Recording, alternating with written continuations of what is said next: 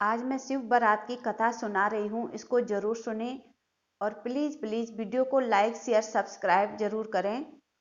महाशिवरात्रि पर पुराणों के अनुसार महाशिवरात्रि पर भगवान शिव और देवी पार्वती का विवाह हुआ था। इसलिए देश के कई प्रसिद्ध मंदिरों में इस दिन शिव विवाह महोत्सव मनाया जाता है और शिवजी बारात लेकर निकलते हैं। भगवान शिव के विवाह की बारात चली है तो आपको शिव पुराण की उस कथा की ओर ले चलते हैं जिसमें शिवजी के विवाह की कथा का वर्णन किया गया है।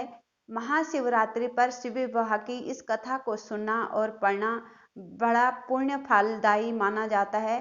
साथ ही यह शिव भक्तों को रोमांचिक और आनंदित कर देती है। शिव विवाह की इस घटना के कारण ही कहते हैं कि सास को दामाद की अगुवानी, जिसे परीक्षण भी कहते हैं, नहीं देखना चाहिए। शिवजी जब बारात लेकर चलने लगे तो उनकी बारात में भूत प्रेत गंधर्व बेताल राक्षस सब मगन होकर नाच रहे थे। सब बारात में पहुंचे। भगवान शिव स्वयं नंदी पर विराजमान थे और गले में नाग की माला धारण किए हुए थे। साथ में भगवान विष्णु और ब्रह्मा जी भी देवताओं की टोली लेकर चल रहे थे। त्रिलोक शिव विवाह के आनंद से मगन हो रहा था। हर तरफ शिवजी के जयकारे लग रहे थे।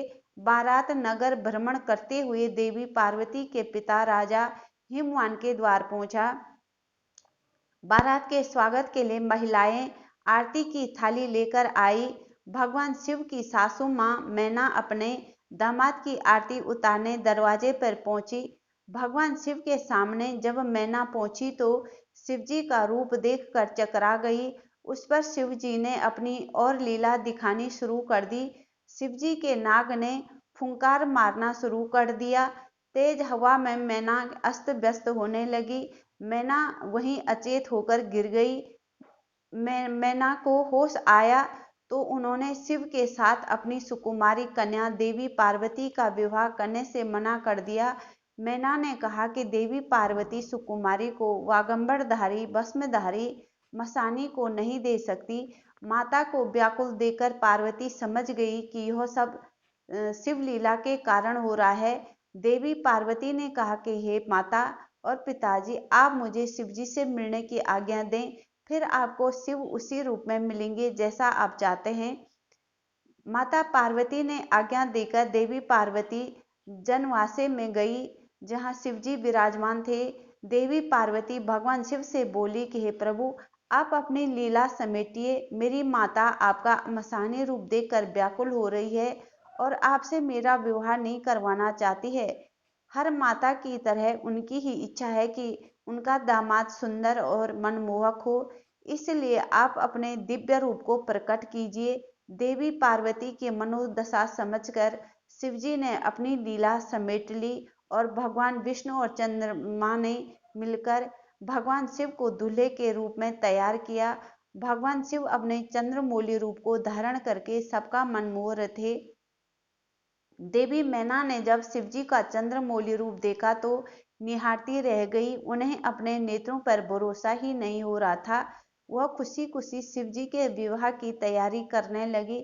जब विवाह मंडप पर शिवजी पहुंचे और विवाह आरंभ होने लगा था तब साधु समाज लोकाचारवश राजा हिमवान की वंश परंपरा का बखान करने लगे। इसके बाद शिवजी से कहा कि उनकी वंश परंपरा क्या है, इसका बखान कीजिए। शिवजी की ओर से कोई उनके वंश के बारे में बता नहीं सकता था।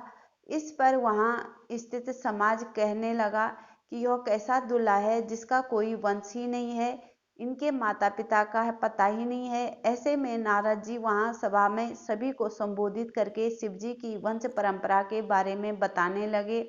नारद जी ने कहा कि भगवान भोलेनाथ अजन्मा है, यह जगत के पिता हैं, इनका कोई पिता नहीं है। ब्रह्मा और विष्णु जी को इन्होंने ही प्रकट किया है, इसलिए ब्रह्मा और विष्णु जी भी इनकी उत्पत्ति और वंश के बारे में बताने में सक्षम नहीं है।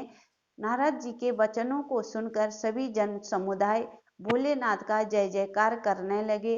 फिर ब्रह्मा जी पुरोहित बने और देवी पार्वती की ओर से भगवान विष्णु उनके भाई बने और शिवजी का विवाह संपन्न करवाया।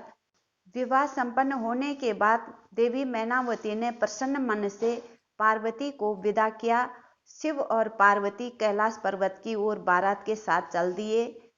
पौराणिक कथाओं में मान्यता है कि उत्तराखंड में स्थित त्रिजुगी नारायण मंदिर ही वह स्थान है जहां पर भगवान शिव और देवी पार्वती का विवाह हुआ था और शिव पार्वती ने फेरे लिए थे। यहाँ आज भी वह अग्नि प्रज्वलित है जिसके फेरे शिव और पार्वती ने लिए थे।